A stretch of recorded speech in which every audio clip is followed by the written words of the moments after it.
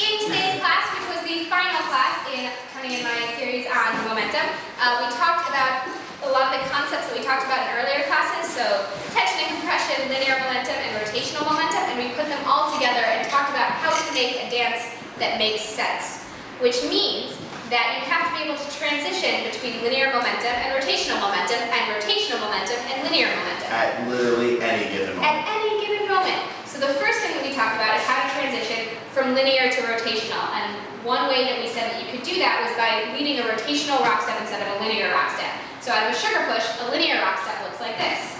1, 2, 3, 4, 5, 6, rock step. A rotational rock step looks like this. 1, 2, 3, 4, 5, 6, rock step. And the way that Tony's leading that is by allowing her... rotating my shoulders more than just stepping back and sort of giving her a lead out of the compression we've built. Yep. He's also got his arm more in my center for a linear rock step, and his arm more outside of my center of gravity, which is pushing on one side of my body for a rotational rock step. And here, we lead the whole center of her in a direction. Alright, and then we talked about how to transition from rotational momentum to linear momentum, which we can do in a couple ways, either by making sure that your follow is tripling in place, or we can do a quick stop out of a tuck turn. 1, 2, 3, 4, 5.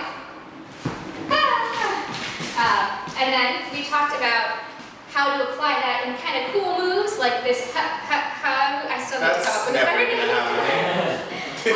We talked about this move with a quick stop, quick stop. And that can go into rotational momentum.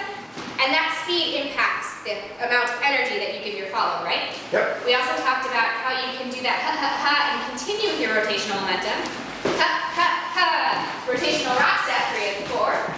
And then we went into a swing out with an inside turn. In the beginning. At the beginning, which is a natural thing. So, 3, 4, 1, 2, 3, and 4, 5, 6, 7, and 8.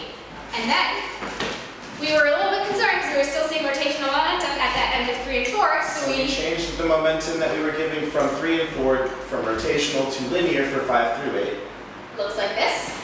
5, 6, 7, 8. 3, 4, 1, 2, 3, and 4, 5, 6, 7, and 8. We talked about that during the second lesson. And then we put a whole bunch of the moves that we've been doing throughout all of the lessons together in a way that makes sense given our momentum. It looks like changes this. it back and forth willy-nilly. So, looks like this.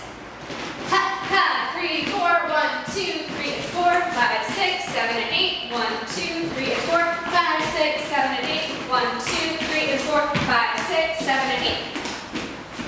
Woo! Okay. And that's it. Thank you guys so much for coming.